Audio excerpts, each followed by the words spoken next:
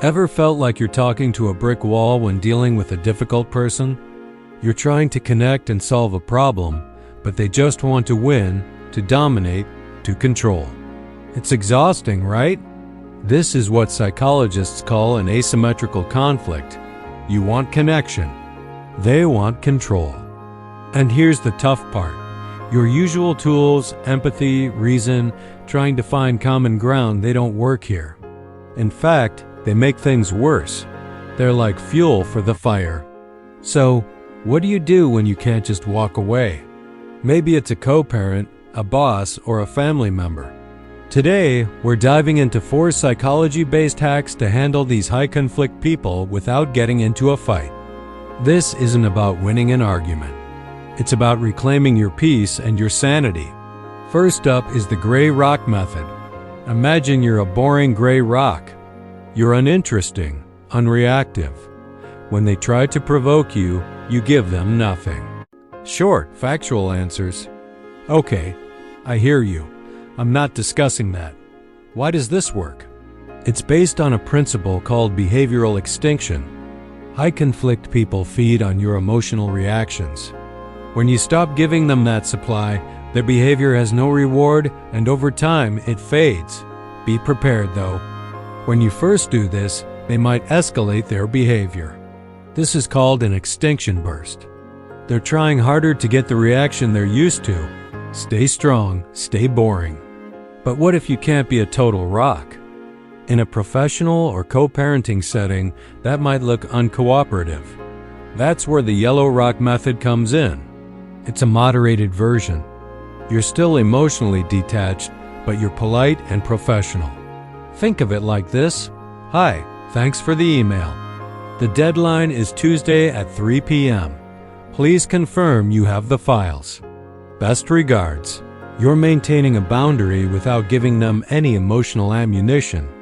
This keeps you looking professional to any outsiders who might be watching. The third hack is a powerful mindset shift. Compassionate detachment. This isn't about being cold. It's about protecting yourself. Visualize a clear, soundproof glass wall between you and the other person. You can see them. You can even have empathy for the turmoil they must live with. But their words and emotional energy can't get through to you. You can ask yourself, what must it feel like to be trapped in a mind like that? This shifts you from taking their attacks personally to observing their behavior from a safe distance. It protects your emotional core while allowing you to stay human. Finally, let's talk about a major trap and how to avoid it with our fourth hack. The trap is called J.A.D.E. Justify, argue, defend, and explain. Every time you J.A.D.E., you are handing them a weapon to use against you. It prolongs the conflict and gives them more control. So, what's the antidote? It's called the B.I.F.F. protocol. Your communication should be brief, informative, friendly, and firm. Keep it short. Stick to the facts. Use polite language. And state your boundary clearly, closing the door on more drama. For example, "Hi, I'm not discussing this over text. If you have a logistical question about the schedule, let me know. Thanks." Brief, informative, friendly, and firm. 2 bonus tools to support these hacks. First, use an external anchor. Keep a factual log of interactions, dates, times, exact words. This isn't for revenge.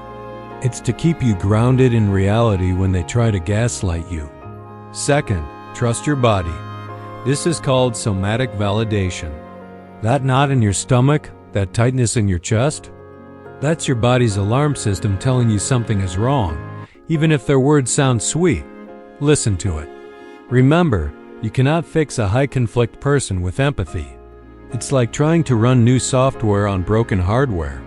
Your goal is not to win, but to disengage and protect your mental space.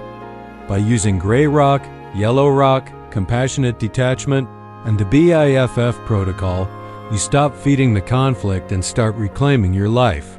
These strategies take practice, but they are your key to freedom. Thank you for watching.